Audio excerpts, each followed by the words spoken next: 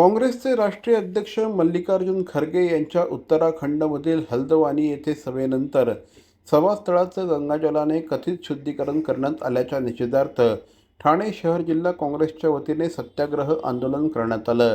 या घटनेतून जातीयवादी आणि प्रतिगामी मानसिकता दिसून येत असल्याचा आरोप काँग्रेसने केला। ठाणे काँग्रेस कार्यालयाबाहेर झालेल्या आंदोलनात कार्यकर्त्यांनी निषेधाचे फलक झळकावत घोषणाबाजी केली।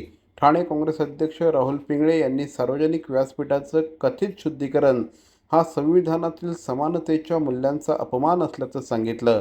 छत्रपती शिवाजी महाराज, महात्मा फुले आणि डॉक्टर बाबासाहेब आंबेडकर यांच्या समतेच्या विचारांचा महाराष्ट्र जातीय भेदभाव स्वीकारणार नाही असं त्यांनी स्पष्ट केलं।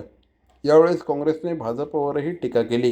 काँग्रेस पक्षाचे जे राष्ट्रीय अध्यक्ष आहेत त्या सर्वोच्च पदावरती बसलेल्या व्यक्तीबाबत अशा पद्धतीने जर घटना घडत असतील तर सर्वसामान्य दलितांबद्दल काय घडत असेल याचा विचार या जनतेने आपल्या भारताच्या केलं पाहिजे। सर, देशाला स्वातंत्र्य 75 वर्ष झाली तरी हे जातीबाजी अडकलेले आहे, काय सांगतो? मग मी तेच सांगतो ना की डॉक्टर बाबासाहेबांनी आपल्याला संविधान दिलं आणि समानतेचा अधिकार, न्याय, बंधुता आणि समानता, कुठेतरी ही परिस्थिती बदलली असेल, परंतु ही सरकार आल्यापासून अशा मानसिकतेला खतपाणी घालण्याचं काम हे सरकार करत आहे। कुठल्याही प्रकारची कठोर कारवाई यांच्यावर होत नाही। मला सांगा, जर एखाद्या कायद्यान्वये जर कारवाई होत असेल तर अशा प्रकारे हे लोक धादावणार नाहीत करायला, परंतु यांना कुठेतरी पाठीशी घातलं जातं, यांना खतपाणी या ठिकाणी घातलं जातं। मनुवादी मानसिकतेला, जातीवादी मानसिकतेला हे खतपाणी घातलं जातं आणि दलितांवर सातत्याने अत्याचार होतात। परंतु बघा, तुम्ही ज्याप्रमाणे म्हणालात, परंतु पिक्चर एक वेगळं निर्माण करायचं, निवडणुका आल्या की दलितांच्या घरी जायचं, त्यांच्याबरोबर जेवण करायचं, बसायचं आणि आम्ही दलितांबरोबर कशा पद्धतीने हे दाखवायचा प्रयत्न करायचा,